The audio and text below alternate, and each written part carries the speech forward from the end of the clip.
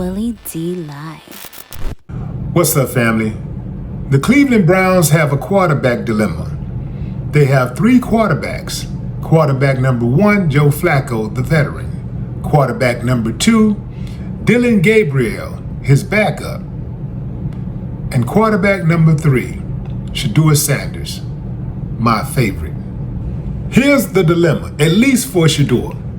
The only way Shedeur will get some snaps for the Cleveland Browns during the 2025 season is if Dillon Gabriel gets his shot, then crashes and burns.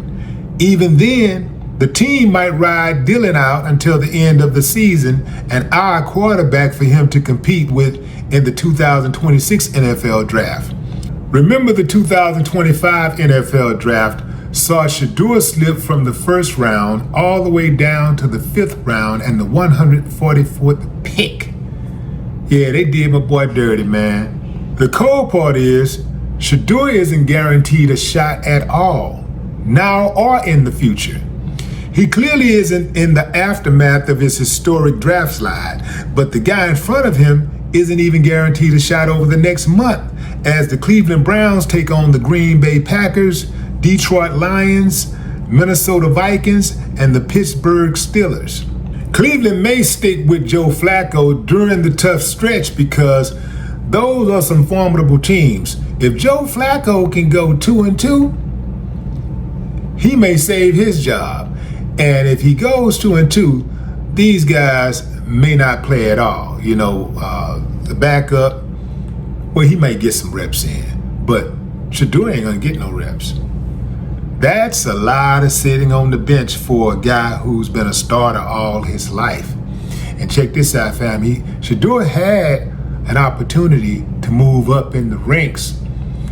He turned down an opportunity to play for the Baltimore Ravens and back up Lamar Jackson. He turned it down.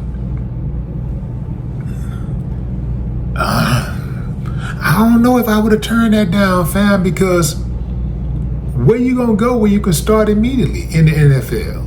Like, all of those teams had a chance to draft Shedeur. They had a chance to draft him, and they passed. I don't understand why he passed on Baltimore. Hell, it gets cold in Cleveland. I'm thinking like, well, maybe he didn't want to go because of the weather. But hell, it gets pretty cold in Cleveland also. So that didn't really make sense to me. You go to Baltimore and now you're the next guy in line to play. You dig what I'm saying? You're gonna get some reps. You will get some reps.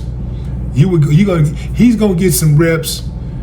Let's say once the game is, let's say they're playing and the game has been decided, they're gonna put him in. Even if he get 1 minute of play, just 3 or 4 touches, that's better than nothing.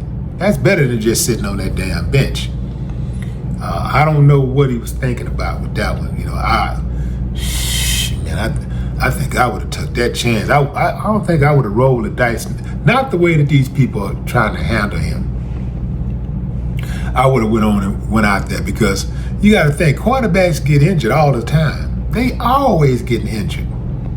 And even if they take a big hit and have to come out just for one play, that's one snap, more than what you had. So for me, I would have saw that situation as a bird in hand. You know, these people pretty much ruined this man. They ruined his NFL career, his rookie career. Let's put it like this. They ruined it. They ruined it. Because wouldn't it would have been cool to see Shedeur Sanders actually get out there and compete and have an opportunity to be in the discussion and the running for Rookie of the Year? But they systematically stopped that from happening. And this happens all the time, fam. This is why you gotta have your own thing. Now,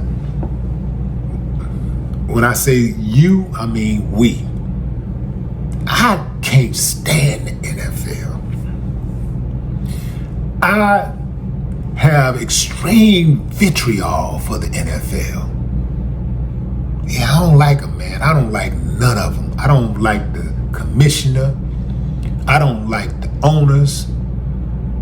I don't like the cheerleaders. I don't like the ball boys. I don't like none of it. I don't like the popcorn dude, the parking attendants, none of them.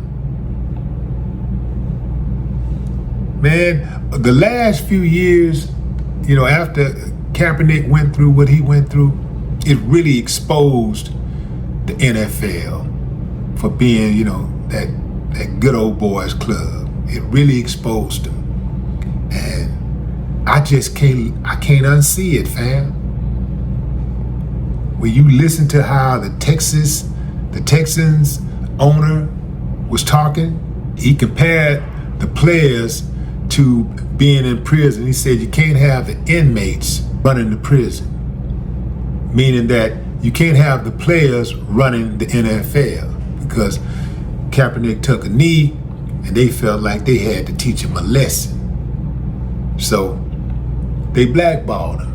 They didn't do Shedeur as bad, but they did him dirty, man. They did him dirty. They messed with his money big time. I think he only makes about $4 million a year, $4 or $5 million a year. But if he would have gotten drafted in the first round like he was projected to go, he would have had something like, what, $20 million a year? Yeah, they messed over him bad, fam. They messed over him bad. Maybe it was 20 million. Maybe it was like, whatever it was a lot more than what he got. They really messed over that man. And why? Because of the winds of the Father. Not the sins of the Father, but the winds of the Father. Can't stand to see a black man have a backbone. And that's why so many of these black dudes who work in media don't have a backbone. Because that ain't what they looking for. They looking for them Charles Barkley, Stephen A. Smith types. Yeah, the compromise type. The kind that will throw their own people under the bus with regularity. Boy, they got strong words for their own people, but nothing for none of these other people. Yeah, this is for all y'all who think I'm picking on them. When the last time you heard them be critical of another race? Like, critical of them. Like, collectively, say this race. But they always got a bunch of smoke for black folks. You know what I'm saying? Yeah, compromise. Check them out, fam. They're still out there boogalooing and chickabooing and tap dancing. But what say you, fam? Drop a comment. I'd love to hear your thoughts. No more talk.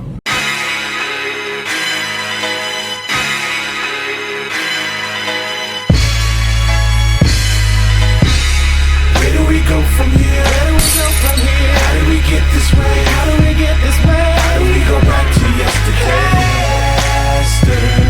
Where do we go from here? Where do we go now? How did we get this way? How do we get this way? How do we go back to yesterday? We looking forward but walking backwards. We both wanna win, but we both inaccurate. Two sides, but no one wants to be.